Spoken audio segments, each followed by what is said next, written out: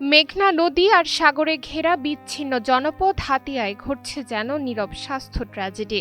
গত কয়েক সপ্তাহ ধরে উপজেলার বিভিন্ন ইউনিয়নে মহামারী আকারে ছড়িয়ে পড়েছে সংক্রামক রোগ হাম। প্রতিদিন উপজেলা স্বাস্থ্য কমপ্লেক্সে চিকিৎসা নিতে শিশুদের নিয়ে ভিড় করছেন অভিভাবকরা। আতঙ্কে দিন কাটছে তাদের। আমার বাড়ি হলো নিজমদিক। আমার বাচ্চা মনে করেন 3টা বাচ্চা অসুস্থ। আমি আজ 1 মাস হাসপাতাল। আমার কোনো সম্মত নাই। আমি বাচ্চাদেরকে নোয়াখালী নিবার জন্য মনে করেন নিতে পারি না, টাকা পয়সা নাই।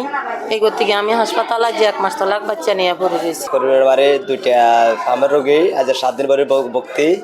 তার ভিতরে আমার পরিবারও অসুস্থ হয়ে গেছে। এখন নদীর আবহাওয়া খারাপের কারণে যায় ওই কারণে দিতে না, সামর্থ্য নাই, গরিব মানুষ।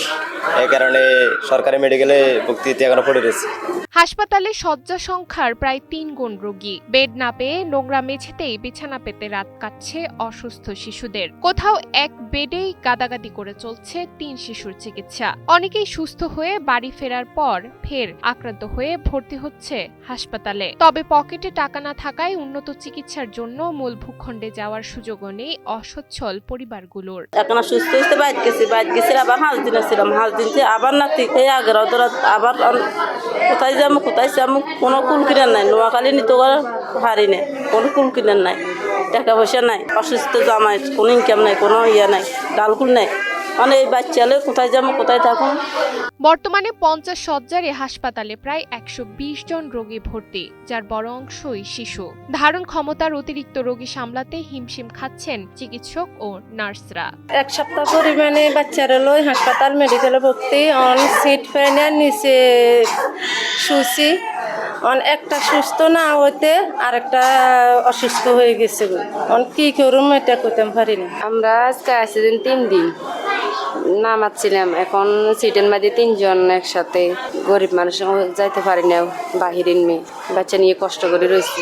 দ্বীপাঞ্চল হওয়ায় প্রতিষেধক টিকা সময় মতো না পৌঁছানো ও অসচেতনতাকেই মূল কারণ হিসেবে দেখছেন স্বাস্থ্য কর্মকর্তারা। আমার হাতে উপজেলার টোটাল ভর্তি হয়েছে হলো 120 জন। এর ভিতরে আমরা 42 জনকে আইপিএসে পাঠিয়েছি টেস্ট করার জন্য।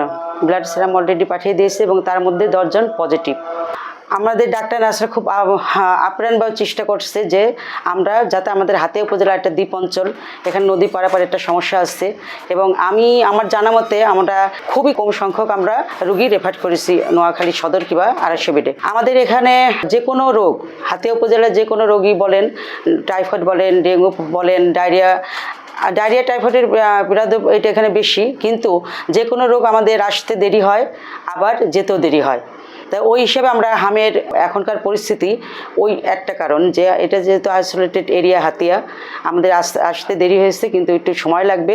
তা আমরা আশা রাখি খুব দ্রুত এই অবস্থা থেকে আমরা মুক্তি পাবো। প্রতিরোধযোগ্য একটি রোগে দ্বীপের শিশুরা আজ মৃত্যুর মুখে। অবহেলিত এই জনপদের শিশুদের বাঁচাতে অবিলম্বে জরুরি ওষুধ, পর্যাপ্ত জনবল ও টিকাদান কর্মসূচি জোরদার করার তীব্র দাবি হাতিয়াবাসীর।